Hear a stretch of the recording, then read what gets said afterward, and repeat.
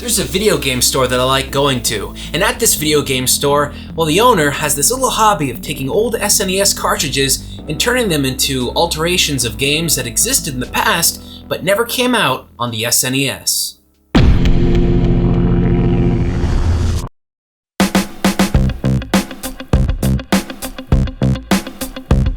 These are 3 homemade SNES cartridges that were never originally released by Nintendo. Created by the owner of Games Exchange, a game store out of Kitchener, Ontario, these homebrew carts are interesting little creations that shouldn't exist, but they do. I know exactly what you're thinking. This is impossible. They must be hacked cartridges that are running some terribly illegal version of these games, but they're not. They're the original, unaltered games without any modification to the game code. And here's how they were made.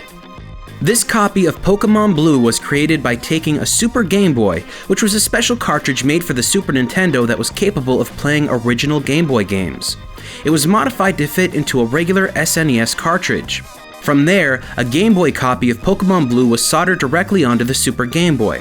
When the game starts up, it looks exactly like Pokémon Blue running on a Super Game Boy, because, well, it is. The game is exactly what you would expect it to be, but on a much bigger screen. And the original features of the Super Game Boy are retained as well. The ability to change the border, adjust the button layout, draw, well, it's all here. The game plays perfectly fine, and with the Super Game Boy features, it runs a simplified color scheme, which is a nice additional perk if you've only ever played this game on the original Game Boy, because the original Game Boy wasn't actually capable of playing the game with colors, but this can.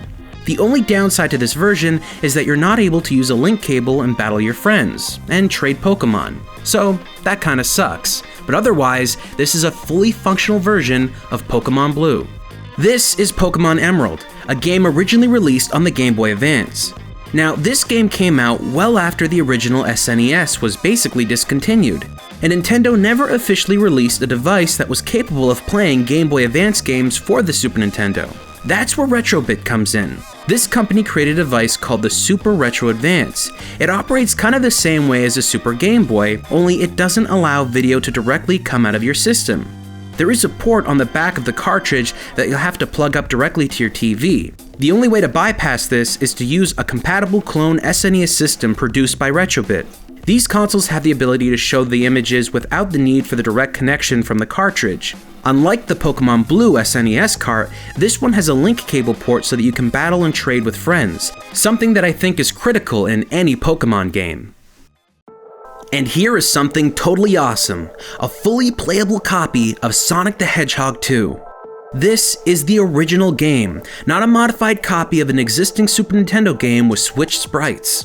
The same folks that made the Super Retro Advance also made another device called the Retro Gen. It's a stackable cartridge that allows you to play Genesis games on a real Super Nintendo using the system's controller. Once again, this is another random SNES game that has been gutted, this time to make way for the Retro Gen. Instead of sticking the whole Sega Genesis game cartridge inside, this black chip that you see right here holds all the information required to play the game.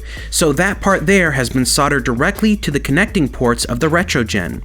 But just like the last game we looked at, you'll need to plug in the cartridge itself directly to your TV. Still though, the game plays great. I compared it against a real Sega Genesis and I wasn't able to find any differences. The sound, graphics, and gameplay are just like the original game. It's seriously impressive, because if you didn't tell me this was running from an SNES, I wouldn't have known, unless you happen to look down and realize you're playing with a Super Nintendo controller. To be honest, it's kind of strange to be playing this game on what was one of Sega's biggest competitors' systems. But it works, and that's kind of cool. The sad thing is, you're probably not going to be able to find one of these things out in the wild, which kinda sucks. But if you look at all the components that he used, well, they're readily available out there. If you can take them and combine them yourself, you can make totally unique SNES cartridges of games that you know and love that were never released on the SNES. And that's probably the best way to get one of these games in your collection.